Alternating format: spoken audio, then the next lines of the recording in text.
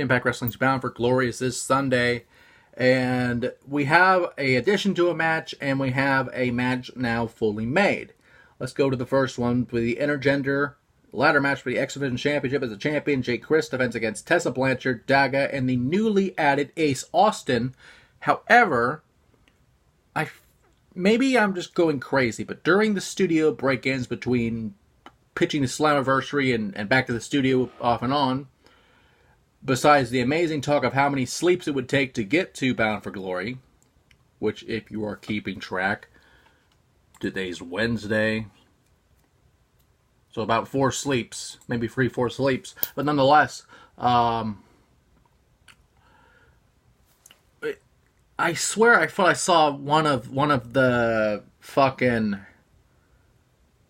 I don't remember their name, but they're managed by Gama Singh. I think it was Rajit Raju, I think was on that graphic as well. But I don't think he's on here as of now. It may have been a little botchky, I'm not sure. But I will say about Ace Austin, he has impressed me a lot from what I have seen from him over the past few months. From what I've been able to catch from him, he has really impressed me. Some kind of magic gimmick, something interesting, something different. The kid has a lot of potential, could be the new X Division champion. But again, it depends on who that 5th person is. Because it's an intergender ladder match, there should be another woman in there to even it out. It makes sense to me. But if you're just going to have it, this intergender, just to have Tessa in it, it makes sense. Because I believe Tessa Blanchard could be the first ever woman to be the X Division champion. We've had women in the past try to do it, like Trinity in the past. It hasn't happened. It's never happened. This is literally history in the making, and I feel Tessa, regardless of who the 5th person is, man, woman, or child, transvestite, whatever, I don't care. Tessa will be the X Division champion, in my opinion, regardless of who it is. And finally, we have the 6-man tag finalized, as the Rascals, Wentz, Desmond, and Trey will face the legendary Dr. Wagner Jr., Aerostar, and Taurus. Taurus, I apologize. The man formerly known as Machine Rocker, I think was Machine Rocker under the Los Inferno Rockers trio in AAA. They were rival, and for those unfamiliar with the man, they were rivals of Los Psycho Circus. He had a couple feuds over the past, he won maybe a couple tournaments here and there. But as far as I can see of the man, he's still relatively new, maybe a 4-year veteran.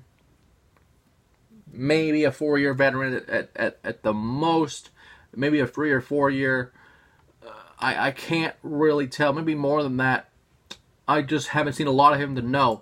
But I do know a lot about Aerostar from Lucha Underground. So it is a decent pick. And from what I have seen, Wagner has lost his mask. It's a new look. It's an interesting look. Obviously, the mask versus mask matches in Mexico do mean a lot.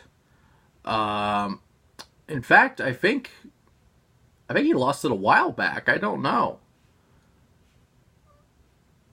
I really do not know. I feel that. I think, okay, it was 2 years ago. I guess those tapings for Lucha Underground still had his mask on for some reason. I thought it was sooner than that for some reason. Nonetheless, Wagner's have been going on for maybe about 40 years maybe at this point. He's not getting any younger, so this could be a last hurrah for him, quite frankly. I love me some Wagner, though. Wagner is incredible.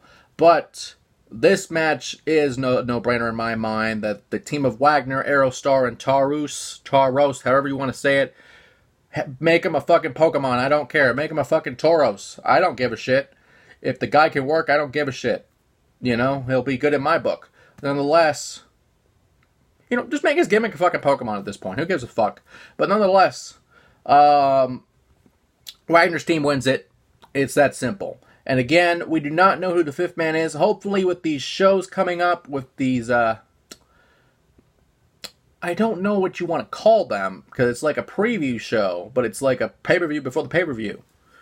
And I don't remember their names. I feel horrible about this because they briefly talked about it last night, like very briefly. God, I doubt they'll even say what they are. I doubt they'll even say what the hell they are. But I'm going to look for the hell of it. No, it doesn't say what they are. It doesn't matter. But, there's 2 shows before that. I guess they're the little Twitch show, the little Impact Plus shows before then. So we could have an update of who the 5th man or woman in this intergender exhibition ladder match, is. I don't really know. I don't care. I really don't. And of course, we have no idea who's in the gauntlet, which, I like the mystery of that. But the key of that gauntlet is the winner will choose any championship match of their choice. They can face for any title. Meaning anybody, man or woman, I'm assuming can also be in this gauntlet. I don't know. However, again, this is a great night for wrestling, a great weekend for wrestling. It's another great week, another Wednesday Night War tonight, and we will see what happens from here because TNA has a lot to go through. They have a lot to make up for. They have a lot to stand out to the wrestling world, especially since they have weekly TV on Access on the 29th. So they got to make a big, no pun intended, they have to literally make a big impact to make Impact relevant. If that makes sense, nonetheless, it's going to be a great night, a great weekend, a great Wednesday Night War again. We'll just see what happens. This train keeps on rolling, and God help us all.